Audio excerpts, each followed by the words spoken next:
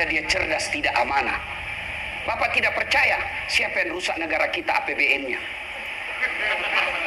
Jawab saya, Pak. Orang bodoh? Bukan, orang pintar, Pak. Dan orang pintar kalau tidak punya amanah, dia lebih bahaya daripada bajing. Bajing, Pak, dia cuma makan kacang-kacangan. Bajingan, aspal, semen, beton.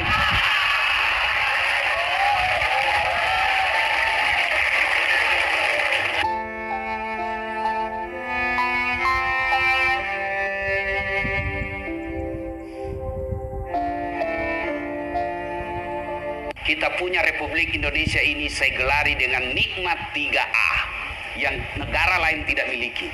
Nikmat 3A. Apa itu? Nikmat A pertama, beragama. Coba lihat kita beragama di Indonesia. Meskipun kita bukan negara Islam, kita tidak deklarasikan Indonesia negara Islam. Kalau Malaysia itu dalam konstitusinya ditulis Malaysia adalah negara Islam. Kalau kita Indonesia tidak, kita cuma punya Pancasila, ketuhanan yang Maha Esa. Bukan negara Islam, tapi tempat tidurnya orang-orang beragama. Coba lihat kita beragama, Pak. Masya Allah. Bapak mau bangun masjid, tinggal di Saudi Arabia, tempat lahirnya Nabi Muhammad SAW. Bapak punya duit banyak, tidak mungkin kau bisa bikin masjid tanpa izin dari raja. Di Indonesia, silakan kau cari masjid yang ada izin bangunannya. Enaknya toh, ada duit, punya tanah, bikin bangunan masjid, tidak perlu ada izin, jadi. Anda mau dakwah, tidak usah dulu di Saudi, Malaysia. Mau ceramah, biar Anda alumni Mesir, tapi tidak dapat permit, izin dari raja, kerajaan, izin dari pemerintah, tidak mungkin kau bisa ceramah. Lihat Indonesia, Pak. Artis yang selama ini main film peluk-pelukan, tidak jelas agamanya, baru 2 bulan hijrah, modal jenggot panjang, celana jingkran, dia kafir-kafirkan kita, Pak. Baru 2 bulan belajar agama. Coba lagi. Bapak mau bikin pesantren, biar Bapak punya duit banyak, tidak mungkin kalau tidak dapat izin dari kalau Saudi dan Malaysia. Di Indonesia Bapak punya rumah kosong, kumpul anak TKTPA, jadi pesantren hafal Quran, tidak perlu ada izin. Iya kan? Cari di negara manapun di dunia ini, seperti Indonesia, punya menteri agama. Malaysia cuma menteri usuran haji. Kita menteri agama, Pak. Coba lihat lagi, Pak, di Timur Tengah. Timur Tengah, negara Arab. Satu bahasa, puluhan negara. Indonesia, satu negara, ratusan bahasa. Mangga, monggo. Masya Allah. Ini negara kita ini, nikmat beragama, Pak. Allah Karim. Cari negara Islam, diliburkan setiap hari besar Islam. Maulid kita libur. Isra Mi'raj kita libur. Tahun baru Islam kita libur. Ramadan awal libur. Ramadan akhir libur. Bahkan lebarannya pun kita terserah mau ikut Muhammadiyah atau pemerintah. Terserah. Inilah enaknya kita beragama, Pak. Mau pergi ceramah, alhamdulillah tidak pernah dilarang. Mau tengah malam pergi ceramah di Merauke, aman. Mau sholat, tidak pernah dilarang. Bahkan dibikinkan masjid, setiap kabupaten kota ada masjid agung. Dan itu dikelola APBN negara. Enaknya kita beragama. Satu aja yang tidak diterapkan syariat Islam. Apa? Potong tangan ketika mencuri.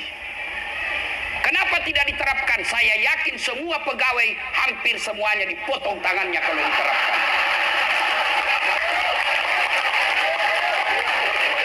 Iya, Pak. Coba kalau diterapkan potong tangan, Pak. Waduh, rasa-rasanya semua itu di kantor pemerintah potong tangannya. Minimal dia curi kertas, curi printer.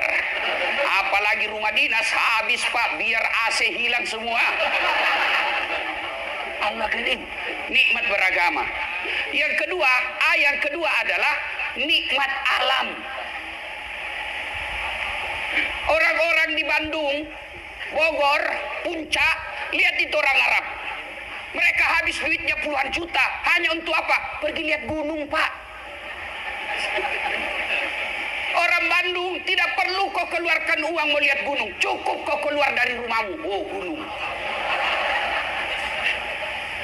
Orang Australia habis duitnya belahan juta sampai puluhan juta hanya mau pergi lihat sawah di Bali. Hanya mau pergi lihat sawah, Pak. Dia tinggalkan pekerjaannya, dia tinggalkan keluarganya berhari-hari. Cuma mau lihat sawah. Di Bandung silakan kau keluar rumah, sawah terhampar. Masya Allah. Dalam tanahnya Indonesia ada nikel, ada emas, ada batu bara. Di atasnya ada sawit, ada janda-janda. Oh, Masya Allah. Luar biasa, Pak.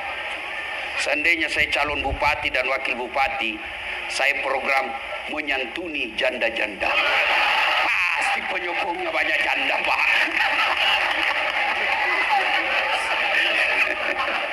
Ayo, nikmat alam. Bapak coba deh lihat kalau Bapak pergi ke Saudi, dari Mekah ke Madinah, Madinah ke Mekah, lihat itu, Pak, padang pasir. Kita alhamdulillah dari Jakarta ke Bandung, yes. Kanan sawah, kiri ada kanan ke air terjun kita lihat. Masya Allah, nikmat betul ini negara kita, Pak. Nikmat alam. Yang ketiga, nikmat aman. Luar biasa negara kita ini. Oleh karena tiga nikmat ini, maka perlu dikelola dengan baik. Siapa yang harus kelola? Dalam Islam namanya khalifah. Apa itu khalifah? Jangan sangka buruk seolah-olah khalifah itu potong tangan. Khalifah itu saya punya makan, saya makan sendiri, bukan khalifah namanya itu, dasat namanya pribadiku. Tapi kalau saya punya makan, saya pikir bagaimana supaya anakku bisa makan, saya pikir agar tetanggaku bisa menikmatinya, saya pikir agar 10 tahun yang akan datang tetap dimakan makanan yang sama, itu namanya khalifah. Maka dipilihlah pemimpin. Kalau bahasa Indonesianya kita wali kota, wakil wali kota, bupati, gubernur, presiden. Dipilih. Bagaimana cara pilihnya supaya aman negara kita yang tiga ini? Kata Nabi, pilih satu. Pilihlah dia karena fatona. Apa itu fatana? Cerdas. Tuan-tuan mau lihat dia cerdas, lihat aja gelarnya. Kalau ada gelarnya tidak pernah dilihat sekuliah, pasti itu ijazahnya bodong. Ada memang asli, tapi kuliah ada, kuliah tak ada, wisuda ada. Yang kedua, karena waktu sangat ringkas, turunan yang kedua kalau mau pilih pemimpin kata Nabi, setelah fatona, lihat apa? Tabligh. Apa itu tabligh? Dia pandai bicara. Lihat aja dia nanti kalau sosialisasi. Nggak cocok jadi pejabat ini, goblok dia ngomong. Kau lihatlah ini semua nanti. Kalau ngomong aja nggak becus berepotan, nggak cocok jadi bupati. Cocoknya dia jadi bapak rumah tangga saja. Keliru kalau kalian mengatakan, dia hanya bisa bicara. Memang pemimpin harus pandai bicara. Muhammad pandai bicara. Abu Bakar Siddiq santun berbicara teratur. Umar bin Khattab tegas dalam berbicara. Utsman bin Affan pandai ngomong. Ali bin Abi Thalib lebih cerdas lagi. Saya punya ide, saya punya pikiran, hebat sekali pikiran saya, tapi saya tidak bisa transfer. Bagaimana kepala dinas saya mau tahu? Pokoknya kau harus tahu apa yang di otakku. Jelaskan dulu, Pak.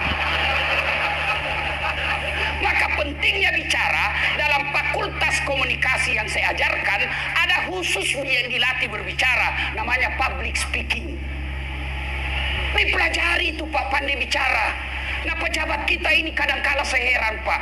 Bikin naskah bukan dia bikin naskah, Pak. Dia tinggal baca. Coba lihat tuh pejabat, Pak. Sudah setiap itu ada datang ajudannya bawa. Mohon maaf, Pak.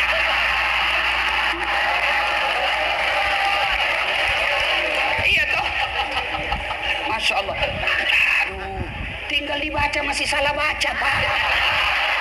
Bagaimana kau mau jadi kelola ini 3A? Bisa mungkin kau kelola, tapi habis 5 tahun pertama. Khalifah itu tidak boleh habis ketika 5 tahun pertama, periode kedua. Tapi dia abadi, itu namanya khalifah. Kau punya padi, kalau habis di tahun 10 kau memimpin, itu bukan khalifah. Khalifah itu berkesinambungan. Maka dipilih. Nah, sudah 1, fatona, cerdas. 2, tablik, penyampai. Yang ketiga, biar kau cerdas, biar kau pandai bicara, tapi tidak amanah. Lebih baik dia bodoh, tapi amanah, daripada dia cerdas tidak amanah. Bapak tidak percaya siapa yang rusak negara kita APBN-nya? Jawab saya, Pak. Orang bodoh? Bukan, orang pintar, Pak. Dan orang pintar kalau tidak punya amanah, dia lebih bahaya daripada bajing. Bajing, Pak, dia cuma makan kacang-kacangan. Bajingan, aspal, semen, beton.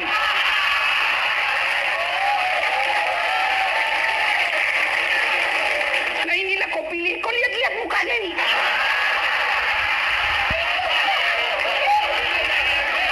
Jangan marah, Pak, ya, jangan marah, Pak. Jangan marah, Pak, jangan marah, Pak. Ini gunanya dakwah, ini gunanya dakwah. Kasihan Bapak kalau habis uangmu puluhan miliar, lalu kau masuk neraka.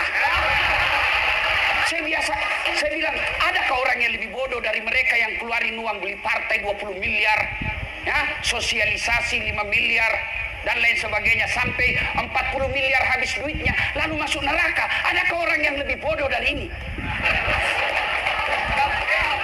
Kalau saya punya uang 50 miliar, Pak, 10 miliar saya pakai sogo istriku supaya saya bisa kawin lagi. Jelas, Pak. Saya nikmati. 5 miliar saya bikin masjid atas nama istri saya dan ibu saya 5 miliar. 10 miliar, masih ada sisanya 20 miliar. Itu Pak Ustaz. Masya Allah. Iya, Pak. Ngapain kita mau jadi pemimpin habis duit kalau hanya membuat kita masuk neraka? Ini gunanya saya nasihati Bapak. Makanya jangan marah. Bapak mau marah enggak apa-apa, saya juga mau pulang. Jelas kan? Kalau tidak amanah, nah saudara-saudaraku, amanah itu, kata amanah itu abstrak. Bagaimana mengkonkretkannya? Gampang. Kalau dia incumbent, paling gampang dilihat amanah atau tidak. Caranya apa? Lihat janji-janjinya kampanye 5 tahun yang lalu. Kalau dia tidak amalkan, ganti. Jelas kan? Kalau dia pernah jadi anggota DPR, lihat aja dia. Setelah dia jadi terpilih, apa dia masih datang menyapa rakyat? Coba, selesai. Gampang sekali tuh lihat amanah. Variabelnya gampang, lihat janjinya, lihat visi misinya, diamalkan atau tidak. Coba lihat kita rakyat ini, Pak. Pak Kapolres, serasa-rasanya tidak ada rakyat yang mau rusuh. Yang kadang mau bikin rusuh itu Pak tim sukses.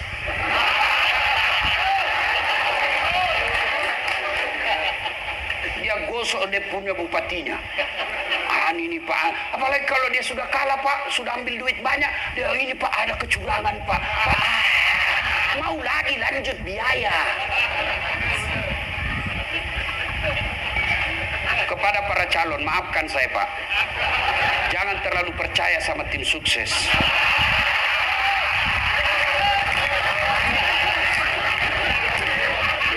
Maafkan saya Pak, daripada Bapak mewakilkan diri untuk menyapa, lebih baik Bapak datang menyapa langsung kepada masyarakat. Dari rumah ke rumah, dari pintu ke pintu. Kalau niatnya Bapak tulus, langkah-langkah Bapak, Pak, jihad fisabilillah. Kalau percayakan sama tim sukses Pak, oh ini Pak, ini ada majelis taklim. 400 pesertanya Pak, tapi beliau minta baju seragam. Mulai masuk proposalnya itu. Daripada itu Bapak menyapa, capek, risiko, siapa suruh kau calon? Kalau nggak mau capek, nggak usah calon. Amanah. Yang keempat, saya ulang ya, 1 cerdas, 2 pandai bicara, 3 amanah, yang keempat dapat dipercaya. Amanah itu kekuasaan, dapat dipercaya itu ngomongnya lihat. Kalau dia banyak bohongnya, jangan Pak. Dan kalau dia muslim, paling gampang saudaraku. Kalau dia muslim, paling gampang. Lihat sholatnya. Kalau dia tidak sholat, jangan kau percaya. Tuhannya saja dia tipu. Bagaimana caranya ditahu dia sholat atau tidak? Gampang, Bapak tanya sahabatnya. Kalau Bapak tanya dia, Tuhan sholat, oh pasti dong. Tapi lihat temannya, karena orang biasanya berteman satu paket dia Pak. Apa namanya? Circle. Ya, connecting people. Sama itu, minyak tidak mungkin bisa bergabung dengan air. Biasanya kalau dia pembohong, temannya pasti pembohong. Lihat aja temannya siapa tim suksesnya. Lihat, gampang. Cuma kan kita ini mau jadi pemimpin, mau jadi wali kota, mau jadi bupati, gubernur, kepala daerah, modalnya apa? Doa. Jangan salah paham. Doa yang saya maksud adalah dana operasional awal, dana operasional akhir. Parahnya lagi, kita juga masyarakat wane piro.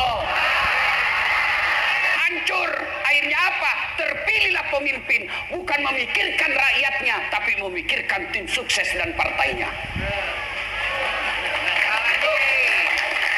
Maka saudaraku, cintai negara ini. Cara apa? Saudaraku jadi pemimpin, jangan kau sogo rakyatmu. Rakyat, jangan kau peras calon pemimpinmu. Enak kan? Yang jadi masalah, satu mau nyogok, satu mau terima. Coba kalau ini calon-calon kepala daerah mau nyogok, tapi tidak ada yang mau terima, mau diapain? Dia tidak bisa ngapa-ngapain. Biar ibu bapak mau disogok, tapi tidak ada yang mau hambur. Tidak jalan. Ini kelopak, satu mau disogok, satu mau menyogok. Akhirnya terpilihlah pemimpin, ngomong aja tidak betul. Baru 2 tahun dilantik berujung sama KPK. Pesan kedua, Bapak Ibu saudara-saudara sekalian, pilkada pesta demokrasi. Ketika Bapak Ibu mendengar kata pesta, yang ada di benak kita adalah senang-senang. Pesta pengantin pasti senang-senang. Pesta ulang tahun pasti senang-senang. Tidak ada orang bilang pesta kematian. Pesta pasti senang-senang. Maka ciptakan ini menjadi bersenang-senang kita memilih pemimpin. Cuma kadang yang membuat kita berpecah belah, ya kan? 1, pilkada. Pilkada jangan membuat kalian berpecah belah. Mohon maaf, boleh Bapak jawab pertanyaan saya? Masih ingat Pilpres 2019? Masih? Siapa calon presiden waktu itu? Bapak Joko Widodo dengan Bapak Prabowo. Siapa yang menang? Bapak Joko Widodo. Siapa menterinya? Prabowo. Waktu debat satu paket. Kalian yang sejak ada WhatsApp satu grup, sejak ada perumnas bertetangga dengan tetanggamu, persoalan beda pilihan 2019 sampai sekarang masih musuh. Itulah aslinya beleng-beleng. Kalau tim sukses saling nyerang, wajar. Kenapa? Dia mau jadi menteri. Kontraktor saling serang, wajar. Dia mau dapat proyek. Kalau kita rakyat biasa, kau mau dapat apa? Memang kalau kau sakit, dia datang musuh kamu.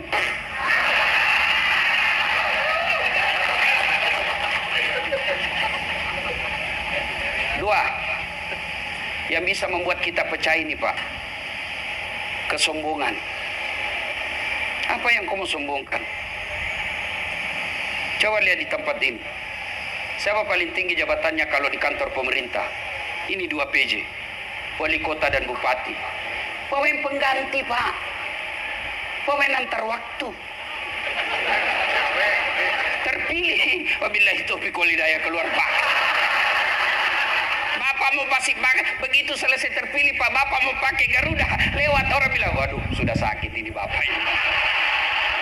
Apa yang kamu sombongkan? Ini Kapolres. Mau sombong. Bisa jadi Kapolres karena disenang Kapolri. Kalau tidak, wabillahi taufiq wal hidayah. Ini yang ceramah.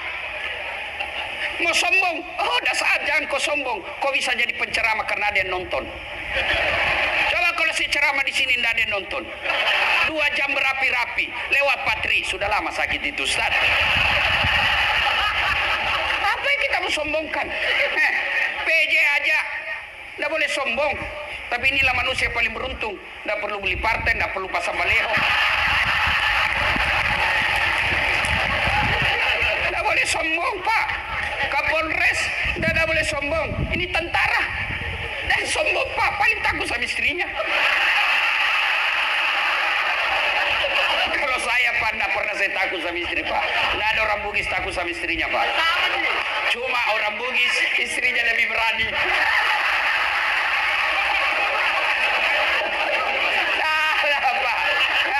Apa yang kita mau sombongkan? Ini yang calon. Bapak baru calon, Pak. Ayo. Maka saudaraku, ada satu manusia, dia pejabat. Kalau sekarang namanya pejabat, dulu zamannya dia namanya raja. Kaya sampai kekayaannya masih dikejar sampai sekarang di Mesir. Punya pasukan gagah berani, tidak ada yang berani lihat matanya itu raja. Namanya Fir'aun. Tapi karena sombong, Allah hinakan Fir'aun. Sampai detik ini dijelaskan dalam Quran, Fir'aun haram masuk surga. Kalau kita, Pak, masih 50-50. 50% masuk neraka, 50% masuk surga, Pak. Fir'aun sudah diponis haram masuk neraka, masuk surga. Apa cukup sampai di situ laknat Allah? Tidak. Allah laknat Fir'aun. Tidak ada orang suka itu Fir'aun. Sampai detik ini tidak ada orang Cimahi mau kasih nama anaknya Fir'aun. Ya. Maka kalau boleh berpesan kepada tuan-tuan yang terpilih kelak, jangan kau sombong. Rendah hati. Kesombongan membuat orang bisa putus persaudaraan. Kok bisa? Kau remehkan orang. Pakai barang mahal, sombong. Tidak. Bapak jadi pejabat, punya harta mahal. Boleh pakai. Yang penting Bapak bisa buktikan itu bukan bagian uang negara. Tapi sebaiknya selama menjabat, Pak, tunda dulu. Berikutnya Bapak Ibu saudara-saudara sekalian, yang bisa membuat pecah lagi, Pak, serakah. Saya biasa, Pak, tidak masuk akal saya, Pak, di Indonesia. Anaknya anggota DPR, bapaknya bupati, istrinya anggota DPR pusat. Sudah lagi 2 periode suaminya, anaknya lagi jadi mau bupati. Memang secara etika demokrasi, secara teori demokrasi boleh saja. Tapi itu namanya melanggar etika. Boleh, tapi orang mulai jengkel sama satu keluarga. Akhirnya apa? Lambat laun ditinggal. Ibu bapak saudara-saudara sekalian, karena waktu yang terbatas, kepada para calon, kalaupun akhirnya Allah takdirkan suaranya bapak sedikit, bukan kalah ya, sedikit, nggak enak kata kalah, Pak. Contoh dasar latih 2014, Pak, saya ikut Pilwali Makassar, 10 pasang calon. Kalah tidak, cuma yang menang lebih banyak suaranya. Saya berdoa, sholat tahajud, ternyata Allah kabulkan yang terbaik. Allah sampaikan kepada saya seandainya dalam bahasa, dah saat kau tidak usah jadi pejabat. Kalau kau jadi pejabat setengah mati kau hormat. Datang Kapolres, siap Kapolres. Datang Kapolda, siapa jenderal? Datang gubernur, siapa gubernur? Datang Pak Menteri, iya Pak Menteri. Datang Presiden, siapa Presiden? Saya jadi ulama sekarang, mereka semua yang hormat sama saya. Enak, Pak. Coba kalau Bapak ditakdirkan suaranya tidak mencukupi, Pak. Contoh saya. Pasti Allah punya rencana. Bapak mau contoh lagi, contoh yang Prabowo. Sejak 2014 mau jadi presiden. Tapi Allah tunda sampai 2024. Bapak ditakdirkan nanti tidak cukup suara, kau tanding lagi 2024. Tanding lagi. Prabowo 4 kali, Pak.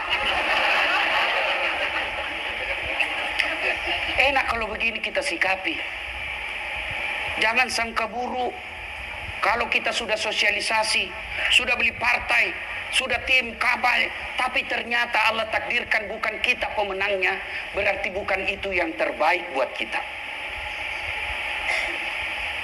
Saya gagal waktu itu, tamat SMA karena gagal akabri. Saya mau jadi akabri, Pak, karena CPR nggak lulus.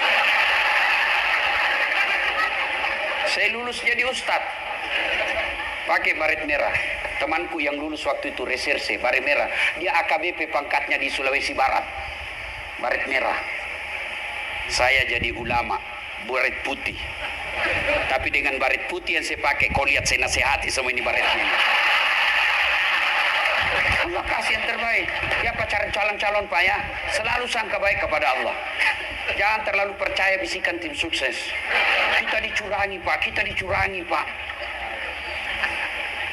Gagal akabri, saya daftar fakultas kedokteran. 3 kali saya ikut, Pak. Saya sholat tahajud 40 malam berturut-turut. Tidak keluar nama saya. 3 tahun berturut-turut. Saya malah lulus di Sospol.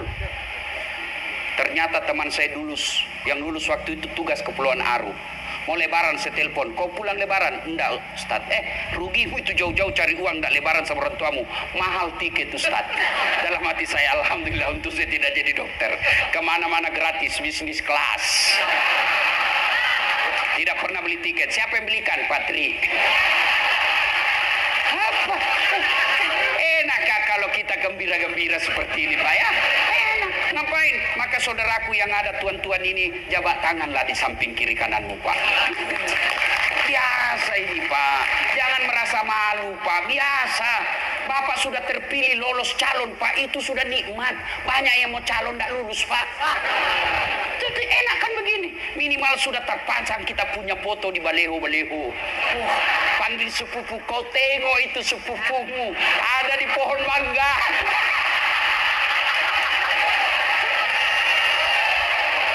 Ya, sudah enak, Pak. Iya toh? Masya Allah. Kalau kita sikapi seperti ini, nyaman, Pak. Mari ciptakan pilkada ini dengan bersenang-senang. Kepada Ketua KPU, Panwas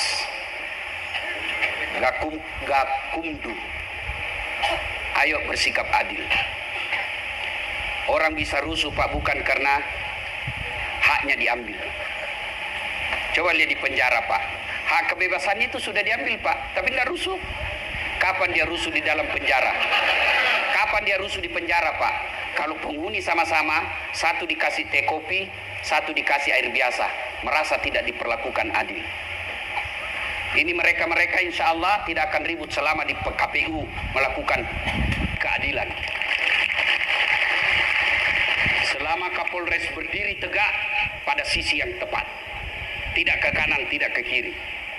Saya Ustadz juga harus tidak ke kanan, tidak ke kiri, tapi saya tidak netral. Kenapa? Mobil saja kalau netral tidak bergerak. Tapi saya punya hak politik, tapi saya tidak boleh kampanye terhadap satu calon. Kenapa? Umat saya ada semua di antara calon-calon ini. Bapak, saudara-saudara sekalian, saya cinta Bapak Ibu sekalian semua. Mari jaga Republik Indonesia. Negara kita ini sangat luar biasa, Pak. Tidak boleh rusuh hanya karena persoalan pilkada yang hanya 5 tahunan. Kita berkewajiban menjaga ketertiban dan kedamaian bangsa kita. Bukan kewajiban polisi dan tentara semata, tapi kita semua rakyat Indonesia. Di negara kita ini hidup, di negara kita ini kita cari nafkah, di negara ini kita beribadah, di negara ini kita membentuk keluarga. Maka kita semua wajib menjaga ketentraman dan kedamaian. Apapun agama, suku, bahasa, pekerjaanmu, kita sama. Persatuan Indonesia, kesatuan Republik Indonesia. Bapak, saudara-saudara sekalian, inilah tausiah kita, mudah-mudahan ada manfaat. Wa'tasimu bihablillahi jami'an wa la tafarraqu. Berpegang teguhlah engkau kepada tali persaudaraan agama Allah dan janganlah engkau bercerai-berai. Ayat inilah kemudian diturunkan oleh para pendiri negara kita menjadi 5 sila, yang sila ketiganya adalah persatuan Indonesia. Bahkan Nabi menjelaskan, umatku itu seperti badan ini, satu sakit yang lain ikut sakit. Tangan kanan gatal tanpa diundang kiri yang garuk, tangan kiri yang gatal tanpa diundang kanan yang garuk. Gatal dua-duanya kerjasama. Begitu mestinya kita di Cimahi, satu salah, satu sakit, yang lain ikut merasakan rasa sakit itu. Jangan ada kenyang-kenyang sendiri, lapar-lapar sendiri. Mari kita ciptakan ketentraman dan kedamaian. Terima kasih. Usikum wa nafsi bitaqwallah, fastabikul khairat. Assalamualaikum warahmatullahi wabarakatuh.